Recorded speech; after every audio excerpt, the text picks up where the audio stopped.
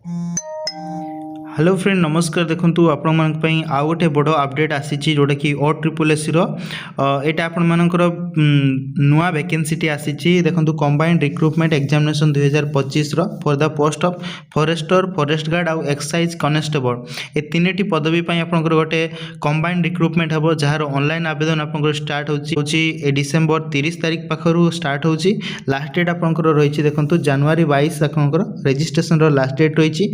आ online application रो last submission date आपनकर होची जनवरी 30 तारिख। ठीक अच्छे तो बड़ अपडेट आपनकर एटा रहला गोटे बड़ वैकेंसी आपनकर होची एवं डिटेल्स यार application eligibility criteria detail vacancy details आपनकर परवर्ती समय यार नोटिफिकेशन टी आसीबो। ठीक अच्छे इनफॉरमेशन आपनकर पई एतिकी रहितला। आशा करछि आपन सूचनाटी पाई पारछंती। वीडियो पसंद आसे लाइक शेयर करिया पई भूलिबेनी और सांग मानक सहित शेयर करंतु। चैनल रे नुआ अछंती जदी सब्सक्राइब कर नियंतु।